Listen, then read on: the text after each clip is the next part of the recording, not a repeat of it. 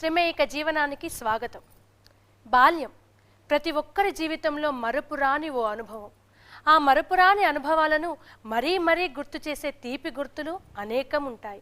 వాటిలో చిన్నప్పుడు మన చేతిలో ఆటలాడిన బొమ్మలు ఉంటాయి. ఆ బొమ్మలు ఒక్కొక్కటిగా చెప్పిన కథలు అనేకం ఉంటాయి. అలాంటి బొమ్మే ఏటి కొప్పాక బొమ్మ. ఏటి కొప్పాక లక్క బొమ్మను తలుచుకుంటే అందరిలోనూ ఒకటే భావన. నిన్ను చూస్తే బాల్యం గుర్తుకు వస్తుంది. చిన్నారి నేస్తాలతో ఆడుకున్న గుజ్జన గూళ్ళు గుర్తుకు వస్తాయి. దసరా నాటి బొమ్మల కొలువులు కళ్ళ ముందు కదలాడతాయి. జ్ఞాపకాల పుటలలో మొదటి పేజీలా నీ రూపం నా కళ్ళ ముందే కదలాడుతుంది. అన్నయ్య బొమ్మలు పాడు చేస్తే నాన్న నా చేతిలో వేసిన బెత్తం దెబ్బ, బొమ్మల పెళ్లిళ్ళ కోసమని చింపేసిన అమ్మ పట్టుచీర, ఇలా ప్రతి విషయము నిన్నే గుర్తుకు తెస్తాయి. అటుక మీద పడేసిన నీ గుర్తులు నాలో చిన్నపిల్లని తట్టిలేపుతాయి. ఏ చిన్నారి చేతిలో బొమ్మలను చూసినా నీ రూపమే తలుపుకు వస్తోంది. అనుబంధాల పొదరిళ్లలో మల్లెకొమ్మ, ఏటి కొప్పాక లక్క బొమ్మ.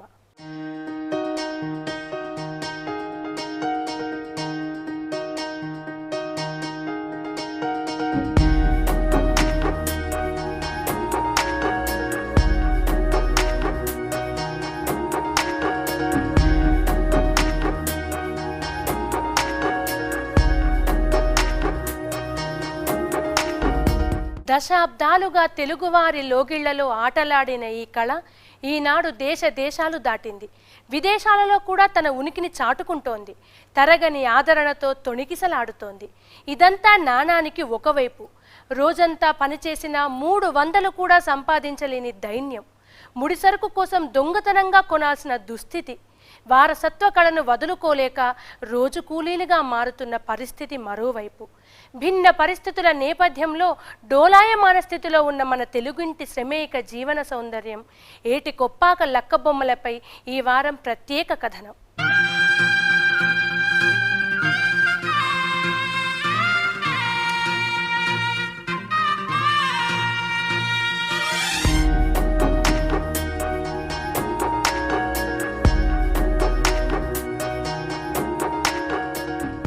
ఏటి కొప్పాక లక్కబొమ్మ అంటే తెలుగింటి సాంప్రదాయం. ఏటి కొప్పాక లక్కబొమ్మ అంటే 100 ఏళ్ల కళా వారసత్వం. ఏటి కొప్పాక లక్కబొమ్మ అంటే కళాకారుల శ్రమైక జీవన సౌందర్యానికి నిలువెత్తు రూపం.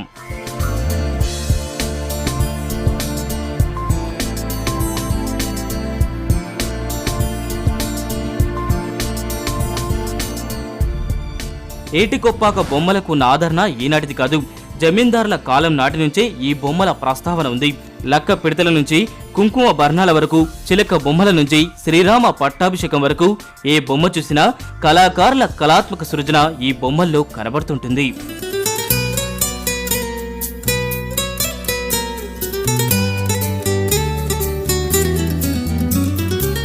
నిర్జీవమైన కర్రను జీవమున్న ప్రతిమలా తయారు చేసేందుకు ఈ కళాకారులు పడే శ్రమ వర్ణాతీతం. అయినా అందులోని ఆనందం వెతుక్కుంటూ తరతరాలుగా వస్తున్న తమ వారసత్వ సంపదను కాపాడుతూ చెట్ల కలపను సున్నితమైన బొమ్మలుగా తీర్చిదిద్దుతూ తమ కళకు ఊపిరిలోదుతున్నారు.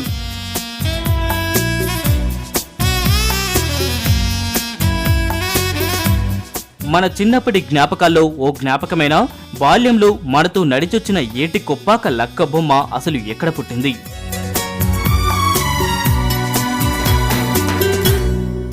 ఏటి కొప్పాక విశాఖ జిల్లాలో ఓ మారుమూల కుగ్రామం.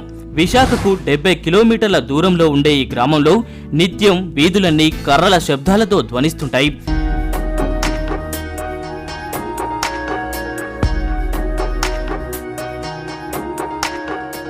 బాడితి దెబ్బలకు శానం పోట్లను సహిస్తూనే గుండాటి కర్రలు అందమైన బొమ్మలుగా రూపాంతరం చెందుతుంటాయి.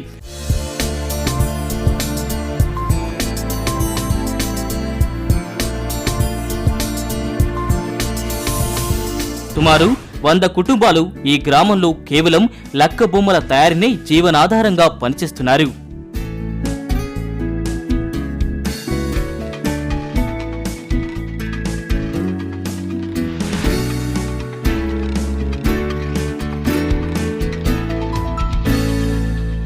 శ్రమేక జీవనంలో ఇప్పుడు ఒక చిన్న విరామం.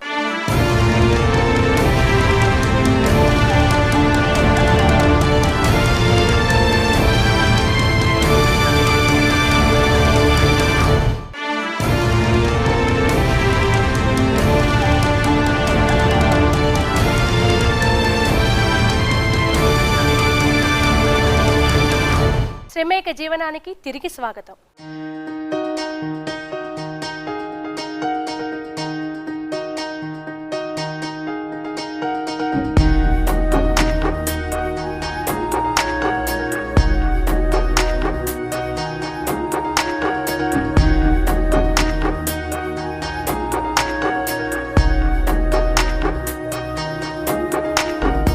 అంకుడు కర్ర వీరి చేతుల్లో పడి అందమైన యువతిగా మారిపోతుంది.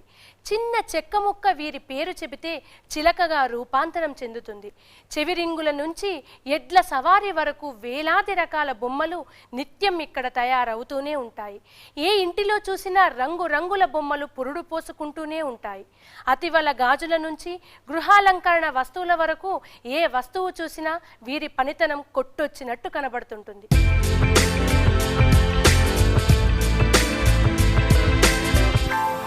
వీరు తయారు చేసే బొమ్మలకు స్థానిక మార్కెట్తో పాటు దేశ విదేశాలలో మంచి డిమాండ్ ఉంది.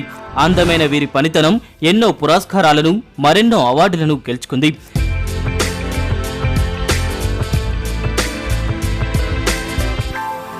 గిన్నిస్ బుక్ రికార్డులను సొంతం చేసుకుంది. ఈ ఏడాది దేశవ్యాప్తంగా పేరెన్నిగన్న కళాకారులు తయారు చేసిన ఆకృతులలో ఏటి కొప్పాక బొమ్మ తొలి 20 స్థానాల్లో చోటు దక్కించుకుంది.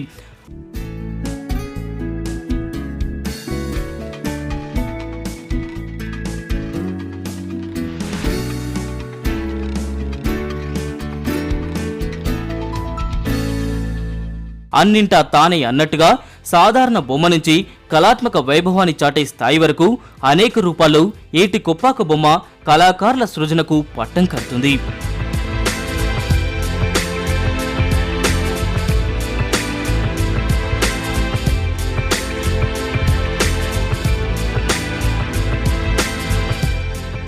రాజుల పెళ్లి వేడుకను ఒక నగ రూపంలో కర్రతో వీరు చేసిన ఆభరణం అత్యంత అపురూపం. ఈ నగల సెట్టులో ఉన్న వాచి మొత్తం సుకుమారమైన పనితనాన్ని కళ్ల ముందు ఉంచుతుంది.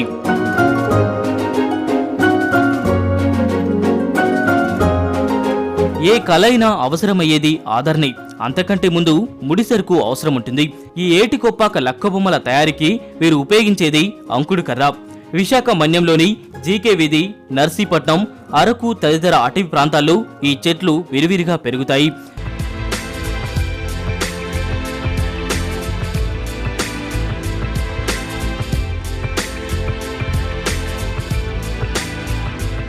విచిత్రం ఏమిటంటే ఏ రకమైన కర్రైనా కాస్తో కూస్తో గృహోపకరణ అవసరాలకు పనికి వస్తుంది. కానీ ఈ అంకుడు కర్ర మాత్రం దేనికి పనికిరాదు. చివరకు వంట చెరుకు కూడా.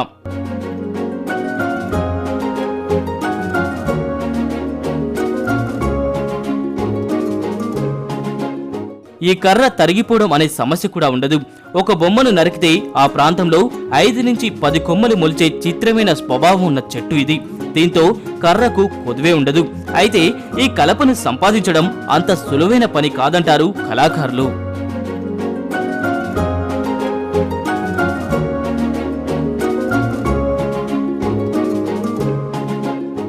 యాక్చువల్లీ చెప్పాలంటే ఈ వుడ్ దేనికి ఉపయోగపడదండి. పొయ్యిలోకి కూడా ఉపయోగపడుతుంది. పొయ్యిలో పెట్టినా సరే పొగ వచ్చేస్తుంటుందండి. అసలు వాడటం కావదండి. వంట చెరుకు కూడా ఉపయోగించడం కావదు. కొన్ని ఫర్నిచర్కి కూడా ఉపయోగించడం కావదు. అయినప్పటికీ ఫారెస్ట్ వాళ్ళు ఆప్ చేస్తున్నారండి. అసలు మాకు చాలా దొంగచాటంగా తీసుకుంటున్నాను ప్రస్తుతానికి. ఎవరికి ఉపయోగం లేని ఈ కర్రను తీసుకువెళ్లడానికి కూడా అటవీ శాఖ ఆంక్షలు విధిస్తుంది. కర్రను తరలించే వాహనాలను సీజ్ చేసి పోలీస్ స్టేషన్లో పడేస్తున్నారు. దీంతో కొండపై నుంచి వచ్చే గిరిజనుల దగ్గర నుంచి దొంగతనంగా కలప కొనుగోలు చేసుకోవాల్సిన పరిస్థితిని ఎదుర్కొంటున్నారు ఇక్కడి కళాకారులు.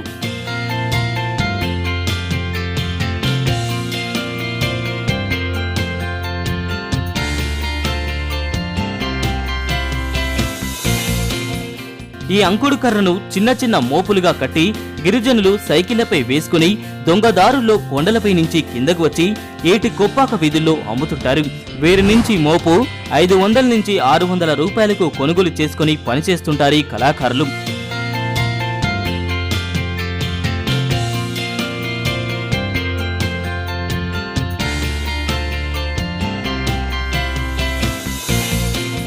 కర్రను కొండపై నుంచి తెచ్చుకోవడానికి అనుమతి నిమ్మని అటవీశాఖ అధికారులను అనేకసార్లు అడిగినా పట్టించుకోవడం లేదు. పోనీ ఏటికొప్పాకలో అటవీశాఖే స్వయంగా ఒక డిపో ఏర్పాటు చేసి కర్రను అమ్మినా తాము కొనుగోలు చేస్తామని ఇక్కడి కళాకారులు కోరుతున్నారు. ప్రభుత్వం వారిని ఇక్కడ మా ఏటికొప్పాకలోనే డిపో పెట్టి మాకు ప్రభుత్వం తరపు నుంచి సప్లై చేస్తే మేము వారి దగ్గర కొనుక్కొని మేము పని చేసుకుంటామన్నా సరే వాళ్ళు ముందు రాలేదండి. ఈ కర్ర మరి రాను ఈ పని వాళ్ళు ఒక 150 మంది 200 కుటుంబాలు ఉండేయండి ఏటికొప్పాకలోని. వీళ్ళందరూ కూడా చాలామంది వలసపోయి పనులు చేసుకొని ఈ పని వాళ్ళందరూ కూడా ఇంకా హరించిపోయారు. ఎర్రచందనం తరలించుకుపోతున్న వారిపై కేసులు పెట్టడానికి భయపడే ప్రభుత్వం ఎవరికీ ఉపయోగం లేని ఈ ఏటికొప్పాక కర్రను మాత్రం కొనుక్కోవడానికి కూడా ఒప్పుకోవడం లేదని కళాకారులు వాపోతున్నారు.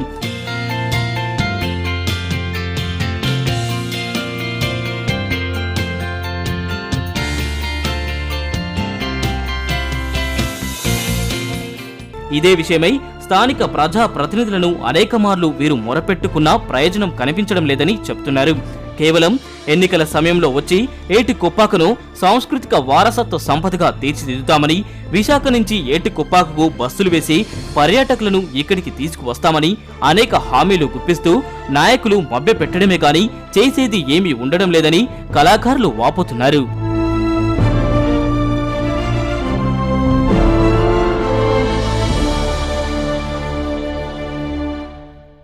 శ్రమైక జీవనంలో ఇప్పుడు ఒక చిన్న విరామం.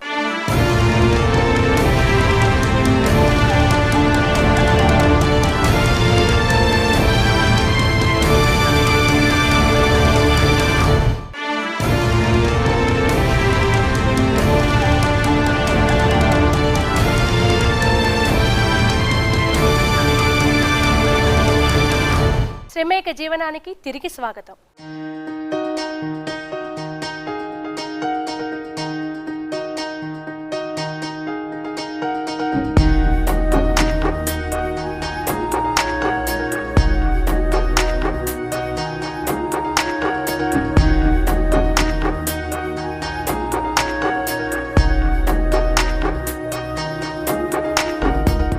ఏటికొప్పాక బొమ్మను తయారు చేయడం అంటే అంత ఆషామాషి కాదు. కర్రను సంపాదించుకోవడం ఒక ఎత్తు అయితే ఆ కర్రను బొమ్మలుగా మలచడం మరో ఎత్తు. దానికి ఎంతో సమయం కేటాయించాలి, మరెంతో శ్రమ తోడవ్వాలి. ఆనక ఆ శ్రమకు కళాకారుడి సృజన తోడవ్వాలి. ఇన్ని విషయాలు ఏకమైతే కానీ ఓ మామూలు కర్ర ఏటికొప్పాక బొమ్మగా మారదు.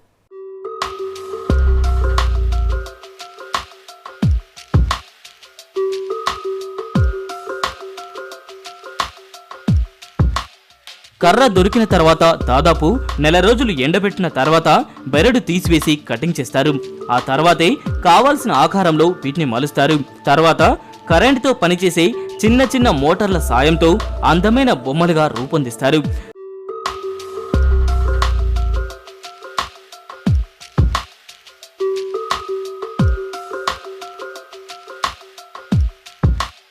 చిన్న చిన్న చెవిపుగుల నుంచి పెద్ద పెద్ద తోరణాల వరకు చాలా రకాలుగా వీరి చేతిలో చెక్క రూపాంతరం చెందుతుంది. వీరు చేసే బొమ్మలకు విదేశాల నుంచి ఆదరణ బాగానే ఉంటుంది. విశాఖ ప్రాంతానికి వచ్చే వారంతా ఏటికొప్పాక సందర్శించకుండా వెళ్లరు.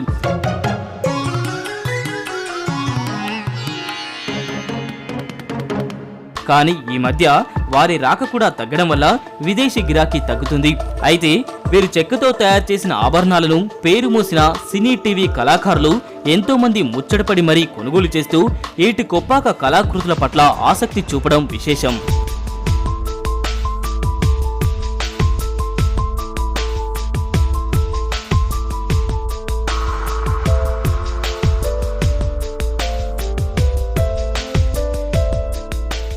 రంగురంగుల ఈ బొమ్మల తయారీకి అన్ని సహజ సిద్ధమైన రంగులనే వాడుతుంటారు.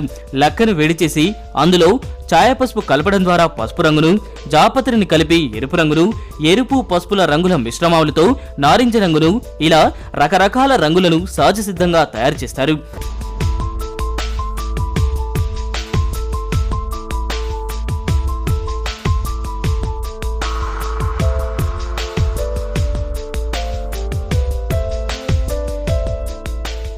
ఈ రంగుల తయారీ ప్రక్రియ అంతా ఆడవాళ్ళది.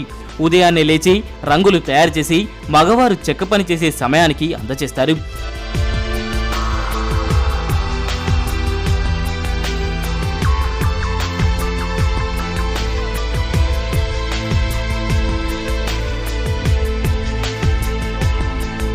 ఈ ప్రక్రియలో వీరు ఉపయోగించే లక్క అత్యంత నాణ్యమైనది. దీని ధర కిలో 2000 పలుకుతుంది. ఈ లక్కను కలకత్తా నుంచి దిగుమతి చేసుకుంటారు. నాణ్యత గల లక్కను ఉపయోగించడం ద్వారా రంగులు మరింత వన్నెను చేకూర్చుకుంటాయి.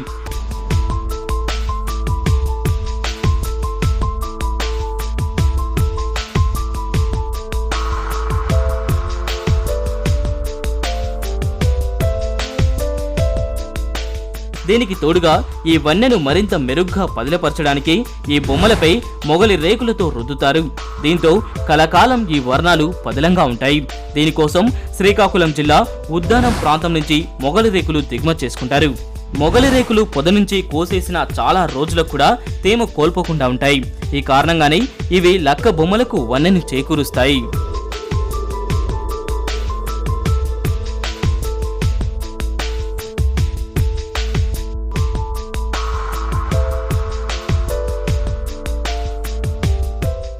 ఎంతో అందమైన ఈ కళకు రోజు రోజుకి ఆదరణ తగ్గుతోంది. కళాకారుల ఆశలపై నిరాదరణ అనే అంశం నీళ్లు జల్లుతోంది. మార్కెట్లో సరైన గిరాకీ లేకపోవడంతో పాటు ప్రభుత్వం వీరికి సరైన సదుపాయాలు కల్పించకపోవడంతో వీరిలో చాలామంది స్థానికంగా ఉన్న రసాయన సిమెంట్ పరిశ్రమలలో రోజు కూలీలుగా చేరుతూ తరతరాల వారసత్వ కళకు దూరమవుతున్నారు.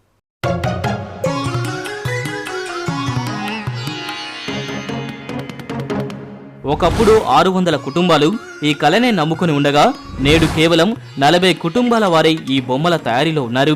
రోజంతా బొమ్మలను తయారు చేస్తే వీరికి లభించేది కేవలం 300 రూపాయలు. ఈ వృత్తిలో ఉన్న సంతృప్తితోనే వీరు కడుపు నింపుకుంటున్నారు. ఒకప్పుడు 300 మంది పనులు చేసేవారండి. ఇప్పుడు మహా అయితే గట్టిగా చూస్తే 200 మంది బయటకు వెళ్ళిపోయారండి. ఒక 85 మంది 90 మంది మాత్రమే పనిచేస్తున్నారండి. అది ఇంకా మేము ఎటు వెళ్ళలేక ఇదే చేస్తున్నామండి. బాగా కొంచెం హార్డ్గా పనిచేసే వాళ్ళే ఉంటున్నారండి. హార్డ్గా పనిచేయలేని వాళ్ళు ఇంకా పాపం ఫ్యాక్టరీలకు వెళ్ళిపోతున్నారండి. అసలు ఏమీ ఆధారం దొరకలేదు. సరైన మార్కెటింగ్ సదుపాయాలు లేకపోవడంతో దళారీలకు, స్థానిక దుకాణాలకు నష్టానికి అమ్ముకుంటున్నారు.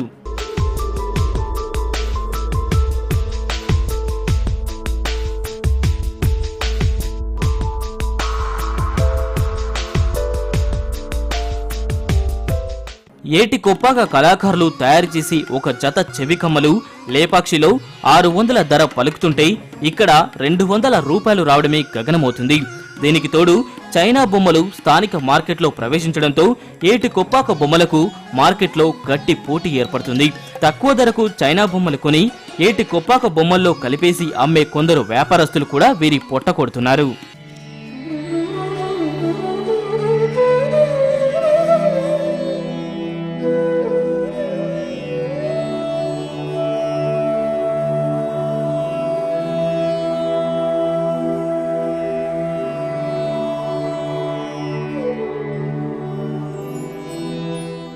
దాదాపుగా ఏటి కొప్పాక బొమ్మలు అమ్మే షాపులు వీరి ఇళ్ల ముంగిట ఉంటాయి. రకరకాల బొమ్మలతో వీరి ముంగిళ్ళు కలకలలాడుతుంటాయి. ఎంతో కష్టపడి చేసే ఈ బొమ్మలకు సరైన మార్కెట్ సదుపాయాలు లేక వీరు ఇబ్బందులు పడుతున్నారు. ప్రభుత్వం ఏటి కొప్పాకలో మ్యూజియం పేరుతో ఓ భవంతిని నిర్మించింది. అందులో షాపులు నిర్వహించుకోమని ఉచిత సలహా పడేసింది. కానీ ఆ మ్యూజియం వల్ల వీరికి ప్రయోజనం అంతంత మాత్రమే. ప్రీవియస్లో సొసైటీ గవర్నమెంట్ సొసైటీ ఉండేది. ఆ గవర్నమెంట్ సొసైటీ ద్వారా వర్క్స్ ఇచ్చేవారు, న్యూ మోడల్స్ ఇచ్చేవారు, చేంజ్ ఆఫ్ ది సీజన్కి ఏ విధంగా అప్ టు డేట్గా తయారవ్వాలని చెప్పి ఎంకరేజ్మెంట్స్ ఇచ్చేవారు, న్యూ డిజైన్స్ ఇచ్చేవారు. సొసైటీని డెవలప్ చేసి వర్కర్ని డెవలప్ చేసేవారు గవర్నమెంట్. కానీ ప్రజెంట్ వాళ్ళ పాలసీ ఏంటో అర్థం అవ్వలేదు. సొసైటీ బిల్డింగ్ కన్స్ట్రక్ట్ చేశారు, అలా వేకెంట్గా ఉంది.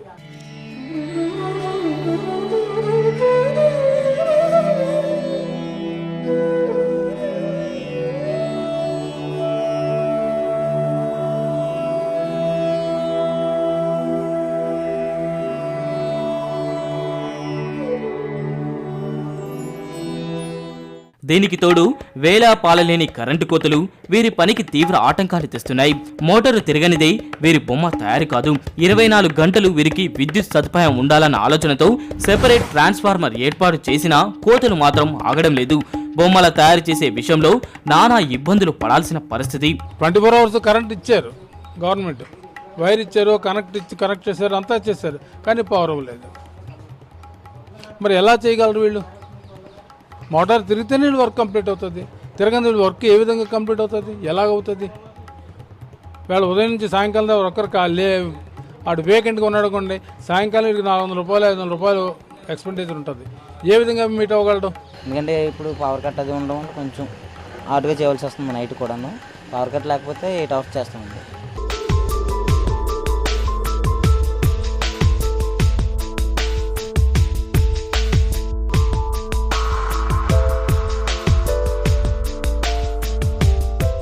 రోజంతా కష్టపడితే వచ్చే 300 రూపాయల కోసం ఏటి కొప్పాక కళాకారులు పడరాని పాటలు పడుతున్నారు.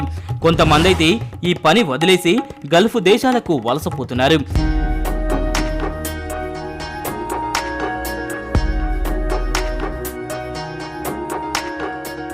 మా తరం పడిన కష్టాలు చాలు, ఇక మా పిల్లల్ని ఈ వారసత్వం కలలో ఉంచి కష్టపెట్టదలుచుకోలేదని అనేక మంది చెమ్మకిల్లిన కళ్ళతో చెప్తుండడం చూస్తే ఏటి కొప్పాక కళకు రోజు రోజుకి తగ్గుతున్న ఆదరణ ప్రభావం ఏ పాటిదో అర్థం చేసుకోవచ్చు. కనీసం దీని మీద ఓ 15 గంటలు టైం స్పెండ్ చేస్తేనే కానీ ఒక 300 రూపాయలు రావట్లేదండి. అలాంటప్పుడు ఏదైనా ఉద్యోగానికి వెళ్ళిపోతేనే బెస్ట్ కదండి. కొనసాగించలేమండి ఈ పని అంతవరకు. చదువులు చదివించుకోక మా పిల్లలకి కూడా ఈ పని బాగుంటుందని పిల్లలకి కూడా ఇదే పని చెప్పించుకున్నాను. ఆ పిల్లలకి కూడా ఏమీ మార్గం ఏమీ లేదు. మన సంస్కృతికి అద్దం పట్టే అందమైన కళ అర్ధాంతరంగా వెళ్లిపోతుంది. రూపాయి కోసం కటకటలాడుతూ విదేశాలకు వలసపోతుంది. ఐటీ హబ్ల కోసం, రింగు రోడ్ల కోసం కోటాని కోట్లు ఖర్చు చేసే మన పాలకులు మనదైన కళను, మన తెలుగువారి ముద్రను కాపాడుకోవాల్సిన అవసరం ఎంతైనా ఉంది. సబ్సిడీలు, లోన్లు కోరని వీరి సామాన్యమైన కోరికలు తీర్చేందుకు ముందుకు రావాల్సిన ఆవశ్యకత ఉంది. ముడి సరుకును దొంగతనంగా తెచ్చుకోవాల్సిన దుస్థితి నుంచి వీరిని కాపాడాలి.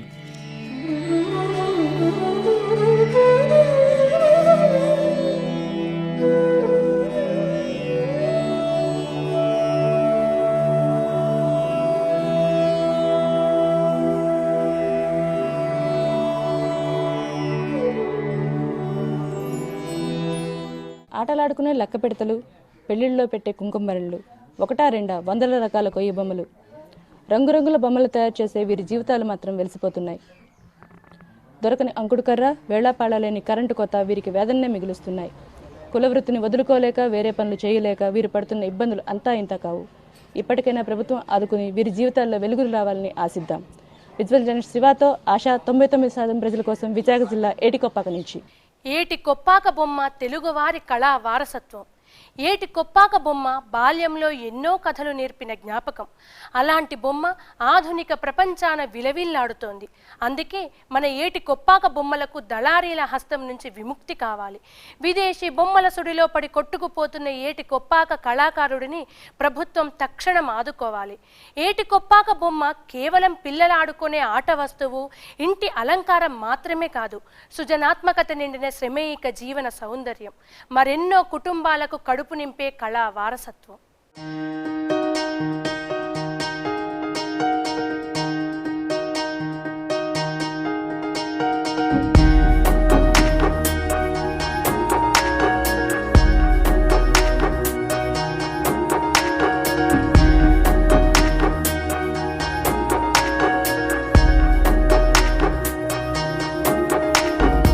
మరొక శ్రమేయిక జీవన సౌందర్యంతో వచ్చే వారం మళ్ళీ కలుస్తాం. అప్పటి వరకు సెలవు. నమస్కారం.